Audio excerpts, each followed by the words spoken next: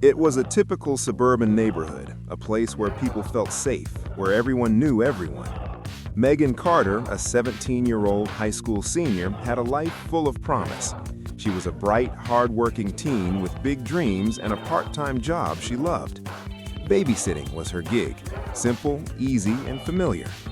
But nothing could have prepared her for the night her life and the lives of everyone who knew her would be torn apart. A forbidden romance, a secret that was never meant to be. And then, just like that, Megan vanished. The story begins with a seemingly innocent job for a wealthy family, but it would lead to a mystery so twisted, so unexpected, that no one could have predicted how it would end. This isn't just a disappearance, it's a case that would expose secrets buried deep, a case that no one was prepared to solve. Before we continue, if you love real mystery stories that unravel layer by layer and expose what really hides behind closed doors, make sure to hit like and subscribe. It helps push stories like this to more people, and it keeps you from missing the next shocking update in this case. Megan Carter wasn't just any teenager. She was the kind of girl you'd expect to see leading school events, volunteering, working hard to get into a good college. Babysitting was a part-time gig she'd had since she was 14, and she'd done it for families around town without issue. It wasn't glamorous, but it was steady, and it kept her busy. One of her regular gigs was for the McAllister family. The McAllisters lived in one of the nicest homes in the neighborhood. Mr. and Mrs. McAllister were in their mid-40s, well-respected, and had 2 young kids who loved Megan. She'd worked for them a few times before, and the job was always simple. Keep the kids entertained, make sure they went to bed on time, and relax for the night. But that night, things were different. Ben McAllister was the oldest of the McAllister kids. He was 22, and when Megan first started working for the family, he'd always been kind and polite. But recently, he'd started paying her more attention. They'd exchanged the usual friendly smiles, but something more began to build between them. Megan didn't know it at first, but Ben had started noticing her in ways he hadn't before.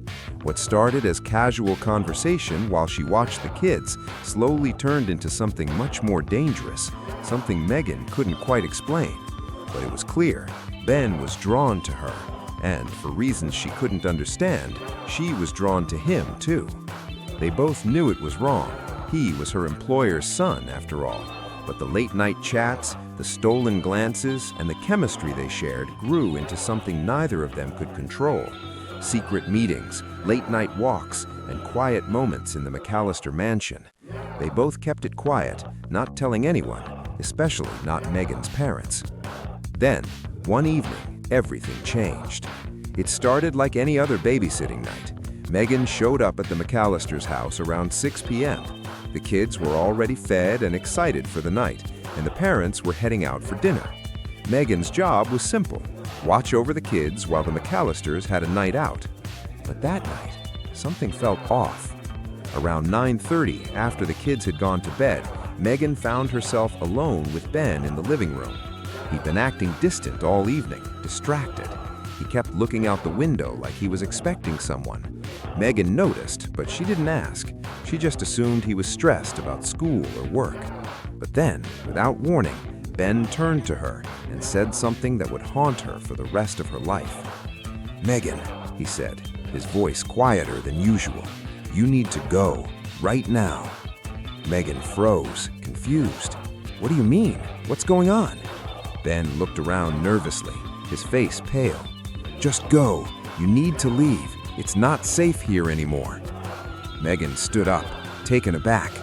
"Ben, what are you talking about? What's happening?" His voice lowered to a whisper.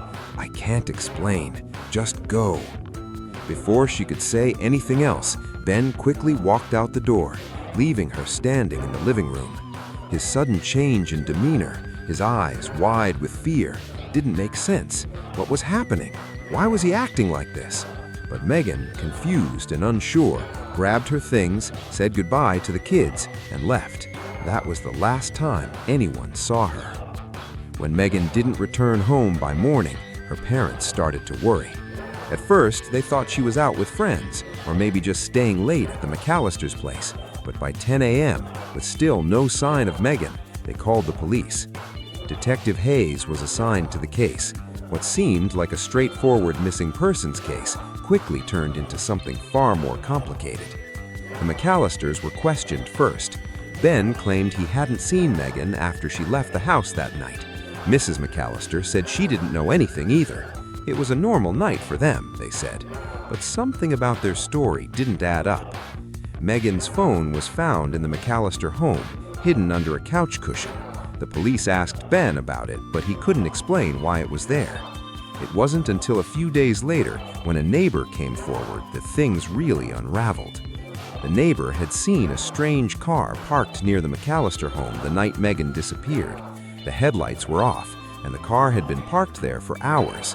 When the police ran the plates, they discovered the car belonged to a man named David Carter, Megan's estranged father. Why would he be near the McAllister house, and why hadn't anyone mentioned him before? The investigation took a sharp turn. Detective Hayes found out that David Carter and Ben McAllister had a secret. It wasn't just a coincidence that David had been in town that night. It was something much darker. David, who had been absent from Megan's life for years, had started showing up at the McAllister home recently. He'd been talking to Ben in private, and the more Hayes dug, the more disturbing the information became. A series of texts between David and Ben were found on Ben's phone, revealing that they had been planning something involving Megan, but the details were cryptic. Just when it seemed like they were about to crack the case wide open, the McAllisters suddenly lawyered up and refused to cooperate. Ben vanished without a trace. Then came the breakthrough. A note, scrawled in Megan's handwriting, was found hidden inside the McAllister attic. It said, "They're trying to control me. I don't know what to do anymore." But was it too late? As the days passed, the case seemed to grow colder. But then, 3 months after Megan vanished, a strange and cryptic message appeared online. "Megan is alive. I know where she is." The question now isn't just about who took her. It's about whether she's still out there, waiting for someone to find her. But who would send such a message, and what do they know about her fate? 3 months had passed since Megan Carter's disappearance. The case had gone cold. Her parents, desperate for answers, had begun to lose hope. The police were stuck, unable to move forward. But then, a message appeared online. "Megan is alive. I know where she is."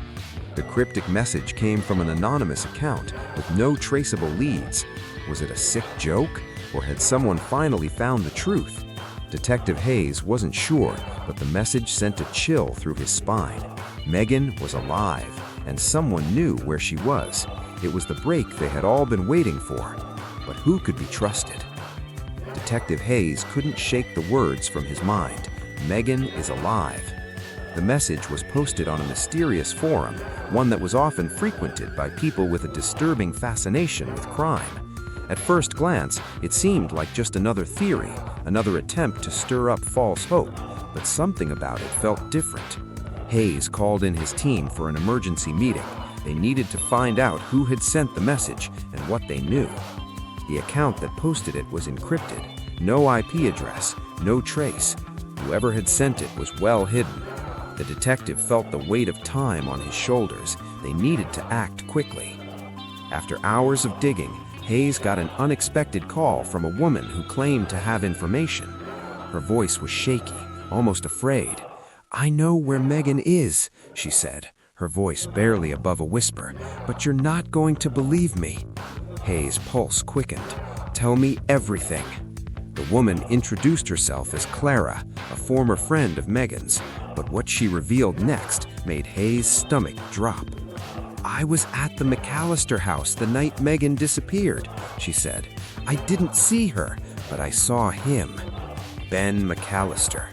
Clara claimed to have overheard a conversation between Ben and someone else, a man named David Carter, Megan's estranged father. The conversation wasn't about love or family, it was about control. "They were planning something," Clara said, "and it wasn't good. They talked about Megan like she was a possession, not a person. I heard them say, 'We can't let her go now.'" Clara had stayed silent, terrified as the two men made their plans, but she hadn't realized just how deep they were involved in Megan's disappearance until she saw them again. Clara's information was a game changer. It confirmed everything Hayes had suspected, but it also opened up new questions. If David Carter had been involved in Megan's disappearance, why hadn't the police found him? Why hadn't he been charged? It didn't take long for Detective Hayes to track down David Carter's whereabouts. To his surprise, David had been living under a different name in a small, rundown town 2 hours outside the city. When Hayes and his team arrived at David's house, they found it abandoned, furniture overturned, personal belongings scattered across the floor. But there, on the coffee table, was a clue, a receipt from a storage unit rental company. The storage unit was only a few miles away. They went straight there. The unit was locked, but a quick break-in revealed the truth that would change everything. Inside the unit were piles of personal items, clothing, photos, and a diary. Megan's diary. But that wasn't the worst part. As Hayes flipped through the pages, one entry made his blood run cold. "They're coming for me tonight. I don't know if I'll make it out, but if I don't, they'll never let me go. I've seen the look in their eyes. They'll kill me to keep their secrets safe." The words hit like a punch to the gut. Megan had known something was wrong, and she was terrified. Hayes immediately called for backup. This was it. They had to find Megan. But there was more. A final piece of the puzzle. A photograph. It was of Ben McAllister, but not from the last few months. It was old, from when Ben was much younger. But what stood out was the man standing beside him in the photo. David Carter. Hayes's mind raced. David Carter wasn't just Megan's father. He and Ben were connected in ways no one had suspected. The picture was the key to everything. As Hayes dug deeper into Ben McAllister's history, he uncovered a chilling truth. Ben was adopted. His biological father wasn't just anyone. He was David Carter, Megan's estranged father. This explained everything. The secrecy, the strange bond between Megan and Ben. Ben wasn't just a guy in love with the babysitter. He was connected to her in ways no one could have ever guessed. It all started to make sense now. David Carter's obsession with controlling Megan was driven by his twisted connection to her. And Ben, he was just a pawn in his father's sick game. The forbidden romance between Ben and Megan wasn't just an affair, it was a calculated move to manipulate her, to draw her closer, and to keep her under their control. But where was Megan? Hayes' phone rang, interrupting his thoughts. It was the lab. Megan's body was found. The words hit like a freight train. It wasn't over. It couldn't be. The body was discovered in an old, abandoned cabin in the woods, just a few miles from where David Carter had been hiding. But when they arrived, it was clear this wasn't a normal crime scene. The body had been carefully staged. There was no sign of struggle. It was like someone had gone to great lengths to make it look like she just disappeared. But one detail stood out. Megan's hands were bound, and the rope used to tie them was the same as the one found in David Carter's storage unit. This was not just a case of a missing person, it was a murder that had been planned all along. And the twist? Ben McAllister was still on the run. The case is far from over. In fact, it's only just begun. Who killed Megan? Was it David Carter, desperate to keep his family's dark secret? Or was it Ben, the boy who was lost in his own twisted family legacy? And what about the anonymous message that started it all? Could Megan still be alive? If this case has pulled you in and you want justice for Megan, don't leave without clicking like and subscribe. The next part of this investigation is coming, and you do not want to miss what comes next. Let me know in the comments, what do you think really happened to Megan? Do you believe she's still alive? And who do you think is lying? Ben, David Carter, or someone we haven't even uncovered yet? Your comments help this case and help this channel grow. There's one thing for sure, there's more to this story than anyone can imagine.